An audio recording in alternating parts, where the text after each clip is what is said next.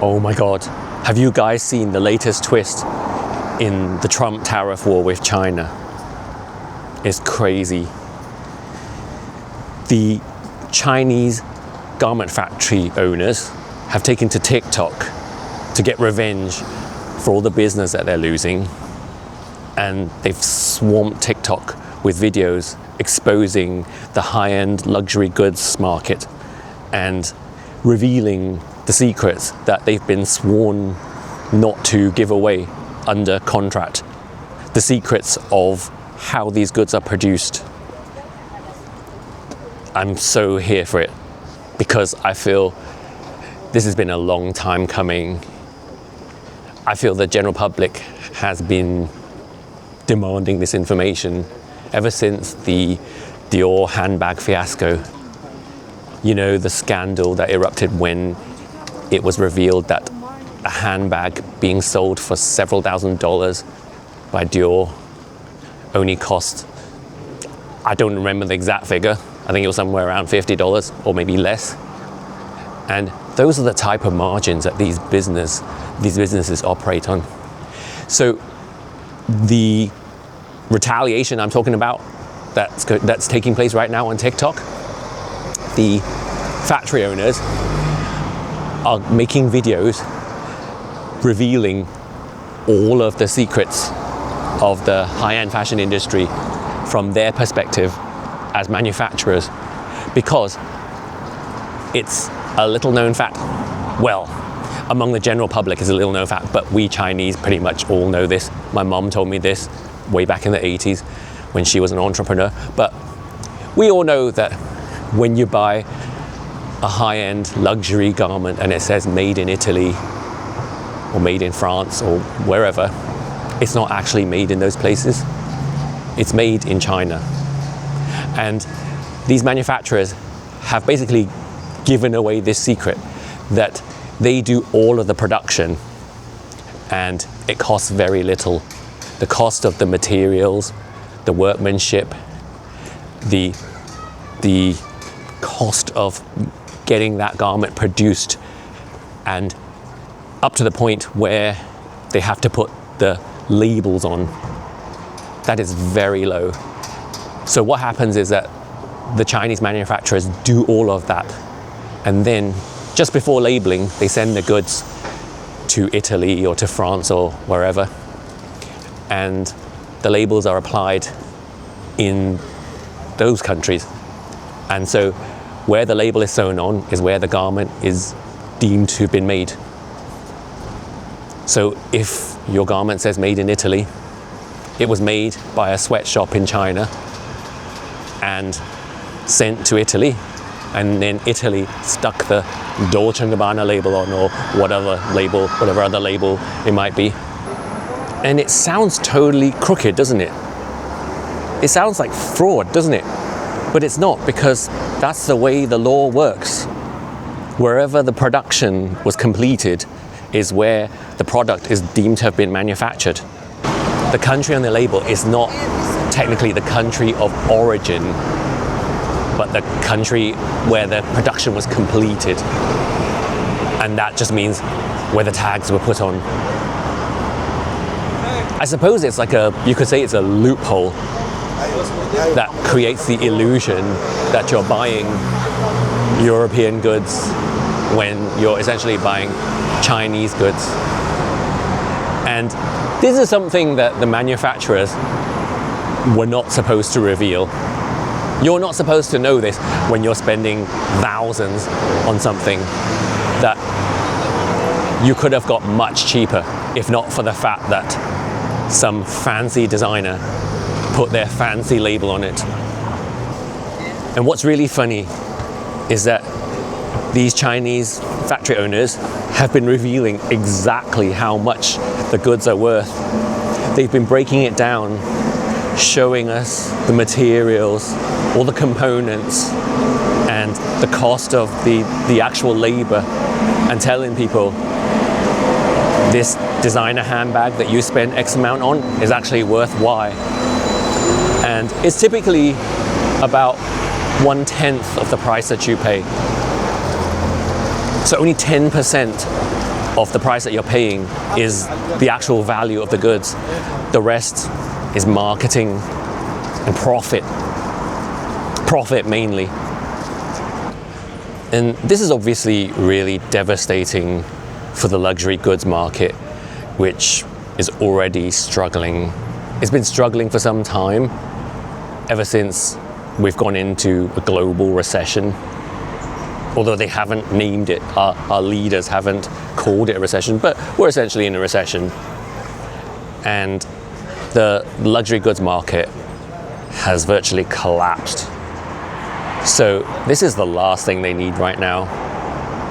But they've had it coming for a long time.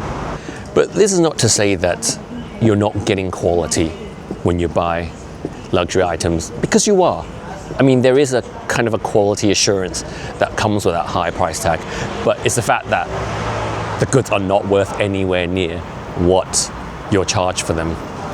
But this is something that the manufacturers also explain in their videos, that there are different grades of product, that, you know, they're given materials to use by these designers that are premium materials. But a lot of these factories also, and this is what they don't go into in their videos, but it's something that I know because I'm Chinese. We have a big market for knockoff designer goods, but they're not always strictly fakes per se, because what we call A grade, or sometimes they'll say AAA grade, are the premium knockoffs, which are actually, that if you're being truthful about it, they are actually the same goods as what the manufacturers send to the designers, but they make extras.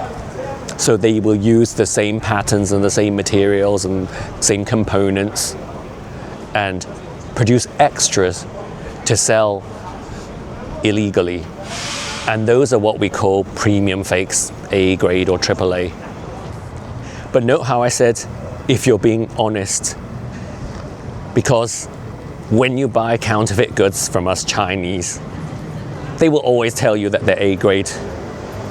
呢啲 A 貨啊，唔係垃圾啊。This is A grade, it's not rubbish. They always say that. But chances are, if you're buying it on some street market, it's not A grade. The A grade stuff, the stuff that I was saying is not really counterfeit, but just illegal overruns, it's too expensive for the street markets. You know, like 女人街, Woman Street in Hong Kong, the infamous Temple Street night market. Yeah, that stuff is like low grade.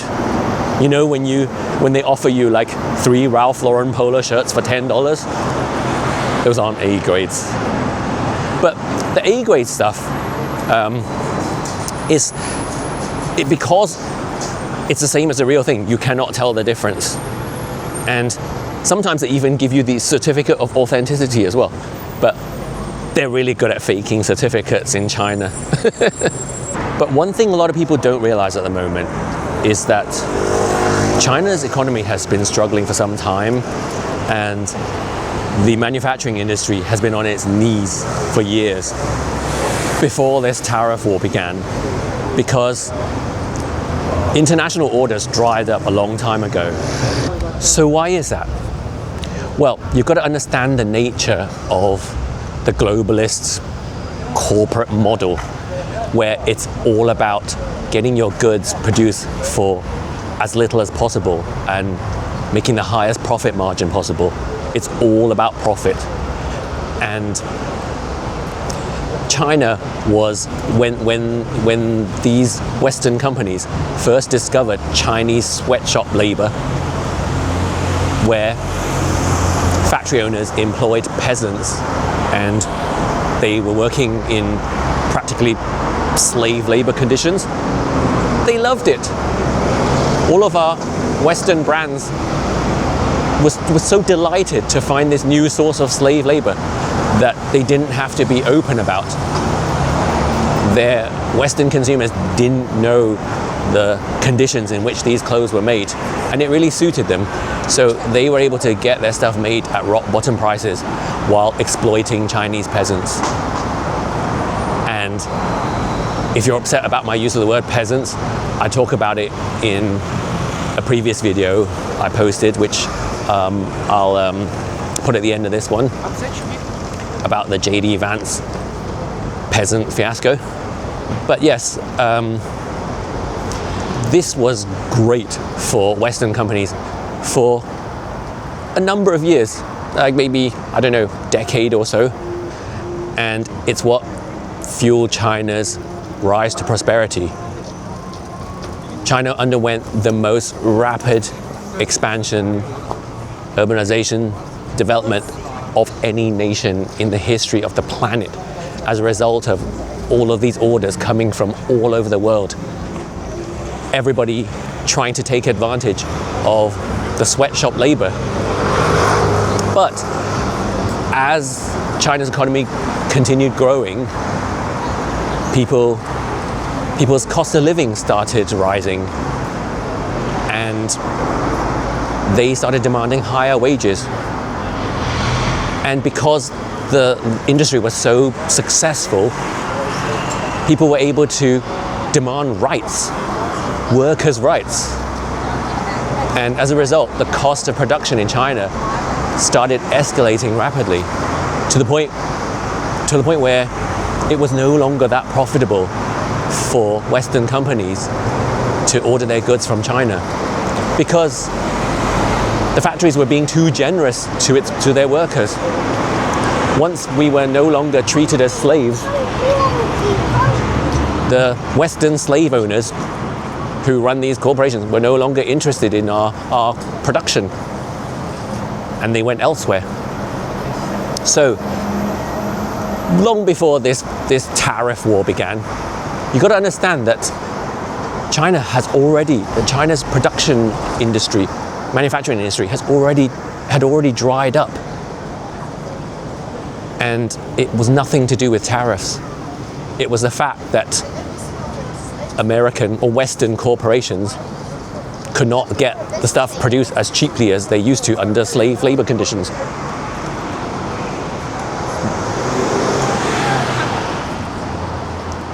And some Chinese manufacturers, the way they kept their businesses going was that they then packed up and moved to Vietnam, because a lot of the orders that were being placed with Chinese factories went to Vietnam, where it was much cheaper.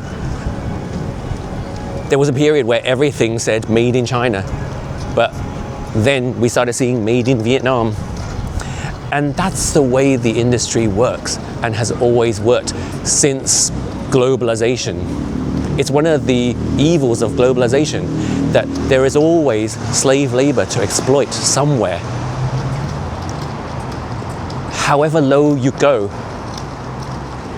once the industry starts booming and the people in that country start prospering as a result, then they can demand higher wages. Then they are no longer a good source of slave labor. And then the corporation goes to another country to exploit another group of people. And it doesn't have to be this way. But the reason it is because our corporations are concerned only with profit. They exist for profit. I remember a time, not that long ago in my memory, but it might seem like ancient history to you, but when I first moved to the UK, there was a garment industry here in Britain. A lot of manufacturing was taking place in Nottingham. And a lot of you my fellow Gen Xers will also remember when America had a garment industry. A lot of stuff was made in UK, made in USA, or made in France or whatever country. And the label was true in those days. Things really were made in Western factories. And that was before globalization. So when people talk about the wonders of globalization and the evils of nationalism, they're also supporting the race to the bottom in the world of manufacturing. And this is something that Trump, he's trying to push against. But ironically, one thing that a lot of people don't realize is that we now have sweatshop slave labor here in the UK. It's come back. Hallelujah. So manufacturing is alive once again in Britain, in places like Leicester, where the type of sweatshops that we see in third world countries, and I'm not saying China, I'm talking like Bangladesh, they have now opened up in the UK. And a lot of the cheap high street brands that sell clothes at ridiculously low prices, you're like, how is it possible? I remember when my mum came to London, she was like, how can? Even cheaper than Le Yan Gai. She'd be like shocked that there were things that she couldn't buy in Temple Street Ladies Market that she could get cheaper in the UK.